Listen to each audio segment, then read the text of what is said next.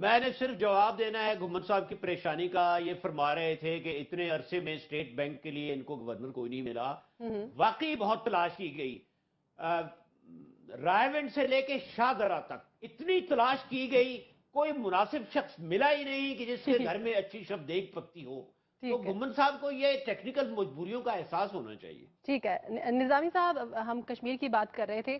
پہلے وزیر اعظم, اتنا ہی تھا.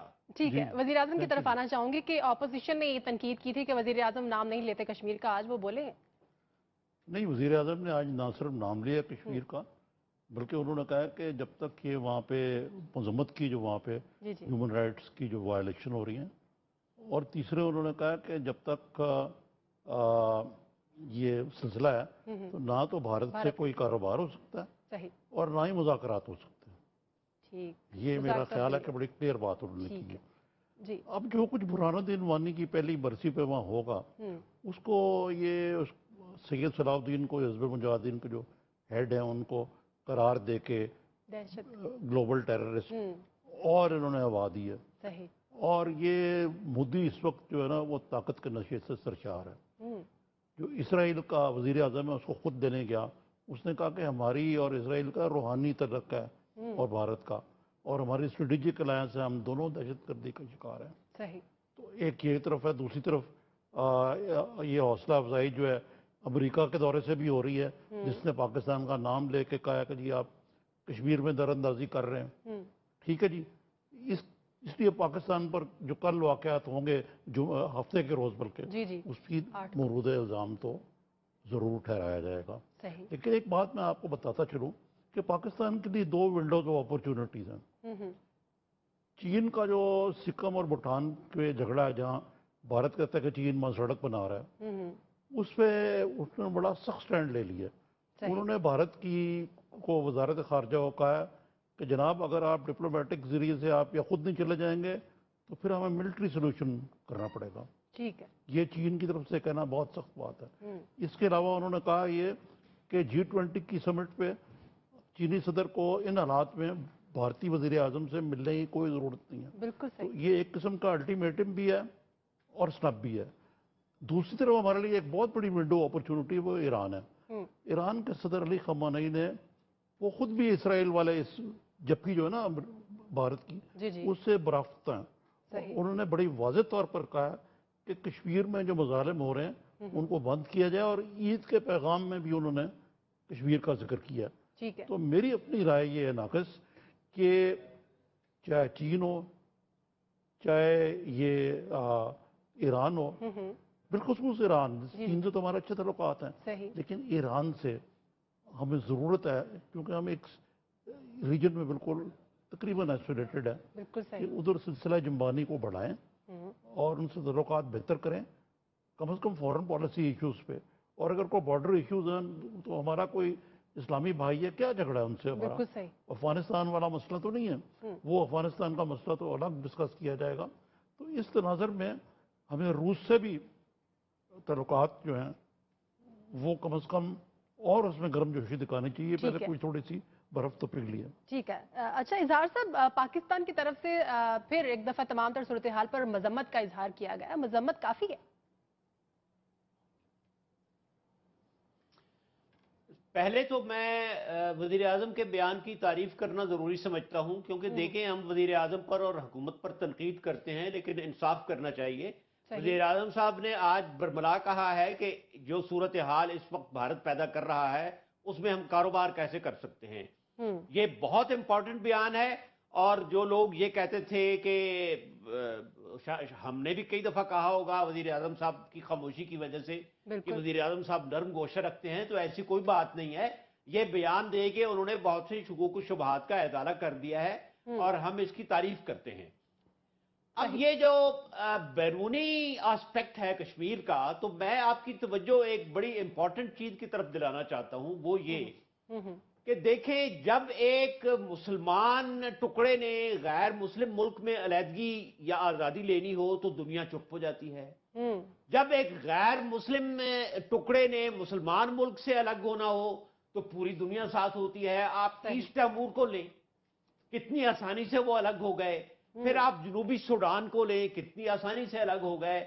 بات یہ ہے کہ چین اور اب ایران بولا ہے، خامنہئی صاحب بولے ہیں، ان کو چھوڑ کر پوری دنیا میں کشمیر کی حمایت کوئی نہیں کر رہا. صحیح. ظلم کی انتہا یہ ہے اور ہماری نالائقی بھی ہے کہ ایون مسلمان ملک مصر نے آج تک کشمیر کے بارے میں کوئی بات مثبت نہیں کی.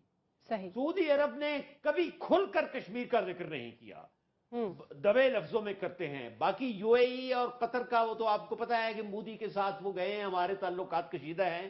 صحیح. بات یہ ہے کہ جب تک ہم ایگریسو جارحانہ سفارتی سرگرمیاں نہیں کریں گے اور مغربی طاقتوں کو ساتھ نہیں ملائیں گے. دیکھیں دنیا کی کلید جو ہے وہ مغربی طاقتوں کے ہاتھ میں ہے. ہمیں یورپی طاقتوں کو اور امریکہ کو کنونس کرنا پڑے گا. اور نظامی صاحب نے درست کہا ہے کہ ہم نے سارے انڈے جو ہیں وہ مغرب کی ٹوکری میں ڈال دیے ہیں. ہم نے ہمیشہ روس کو اگنور کیا ہے. روس بہت امپورٹنٹ فیکٹر ہے. اور میں آخر میں مجھے پھر گمن صاحب کے وقت کی کمی کا احساس ہو رہا ہے، میں آخر میں پھر یہ زور دے کر کہوں گا کہ جب تک ہم غیر ملکی محاذ پر کشمیر کے لیے حمایت حاصل نہیں کریں گے، صرف ہماری حمایت سے کشمیر کو بہت کم فائدہ پہنچنے کا امکان ہے. ٹھیک ہے جی گمن صاحب. دیکھیں یقینی طور پر پرائم منسٹر صاحب نے جو بیان دیا اچھا دیا ہے، لیکن اس کا کریڈٹ جو ہے وہ جو کشمیری یوتھ ہے اس کو جاتا ہے، برہان کو جاتا ہے. اب وہ وہاں پہ جو نہتے کشمیری لڑکے لڑکیاں جو نکل رہے ہیں باہر، اور یقین کریں کشمیر کی آزادی کو جو جلا بخش دیا انہوں نے، اب ہمارے پاس بھی کوئی آپشن نہیں رہ گیا کہ سوائے اس کے کہ ہم ان کی جد و جہد کو وہ جو نہتے ہاتھوں جس طرح کا وہ اپنی جانیں قربان کر رہے ہیں، شہادتیں سمیٹ رہے ہیں، اس کے علاوہ ہمارے پاس کوئی آپشن نہیں ہے. ہمیں کرنا ہے. بالکل میں اظہار صاحب کا پوری طرح جو بات کرتا ہوں اس کو سپورٹ کرتا ہوں، لیکن اس کے ساتھ ساتھ مسئلہ وہی آ جاتا ہے کہ پھر وہ نظامی صاحب کہیں کہ میں الٹی سائڈ پہ جاتا ہوں. مولانا فضل الرحمان صاحب کے پاس پچھلی دو دہائیوں سے مولانا فضل الرحمان صاحب کے پاس وہ کشمیر کمیٹی ہے، اس کا ایک لمبا چوڑا بجٹ ہے وہ جو کہ ہر سال ان کو ملتا ہے. اس کو استعمال کرنا چاہیے، اس بجٹ کو اچھے طریقے سے استعمال کرنا چاہیے. اور یقینی طور پر جتنی زیادہ اگریسو پالیسی ہم پوری دنیا کے سامنے لے کے جا سکتے ہیں کشمیر کے حوالے سے کہ دس از دا فلیش پوائنٹ. اگر یہ کشمیر کا مسئلہ حل نہیں ہوگا تو ساؤتھ ایشیا کے اندر جو ایک مستقل امن ہے وہ قائم نہیں ہو سکتا، اور یہ دنیا کو ہمیں باور کروانا ہے. اس کے لیے ہمیں سپورٹ چاہیے. ہمارے مسلمان جو بردر ممالک ہیں، لیکن ہوتا کیا ہے کہ سعودی عربیہ سب سے بڑا اپنا اعزاز جو ہے سول وہ مودی کو دیتا ہے. اب یو اے ای کے جو وہاں پہ پریزیڈنٹ ہے وہ انڈیا کا جو نیشنل ڈے ہے اس کے اسپیشل گیسٹ جاتے ہیں اور $60 ارب کی انویسٹمنٹ کراتے ہیں. قطر کے وہاں پہ جس طرح قطر وہاں سے مین پاور منگا رہے ہیں انڈیا کے ساتھ، اچھی بات ہے ضرور کریں، لیکن مسئلہ وہی ہے کولیکٹیو سٹینڈ. اگر ہم ہمارے مسلم بردرز کی مدد کے لیے جاتے تو ان کو بھی ہماری مدد کو آنا چاہیے، کیونکہ کشمیر کا مسئلہ جب تک حل نہیں ہوگا تو یہ اس خطے کے اندر جو امن نہیں آ سکتا. جی دیکھیں یہ دو دنیا کے لیے ناسور ہیں، ایک فلسطین اور ایک کشمیر.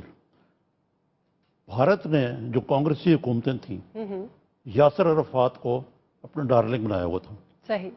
اور یاسر عرفات کے منہ سے کبھی مسئلہ کشمیر کے حق میں کچھ نہیں پھوٹا تھا بلکہ خلاف آتا تھا. ٹھیک ہے. آج یہ دور آ گیا کہ مودی نے وہاں فلسطینی لیڈرشپ جس سے مغربی لیڈرشپ ملنے سے انکار کر دیا، اور انہوں نے یہ مماثلت کی ہے کہ فلسطینی بھی دہشت گرد ہیں، کشمیری بھی دہشت گرد ہیں. صحیح.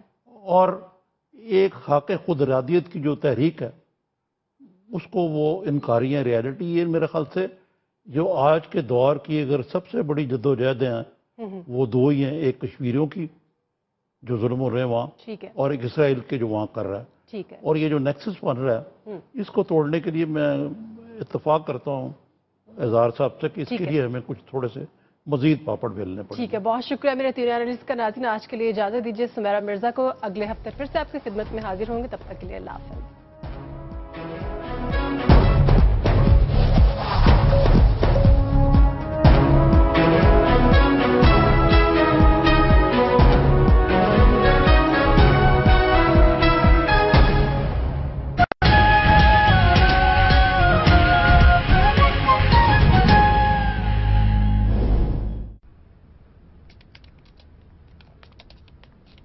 Another late night in the office, Yusuf?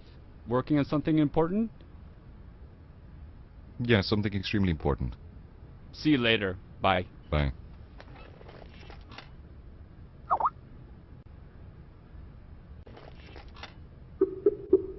السلام علیکم بھائی.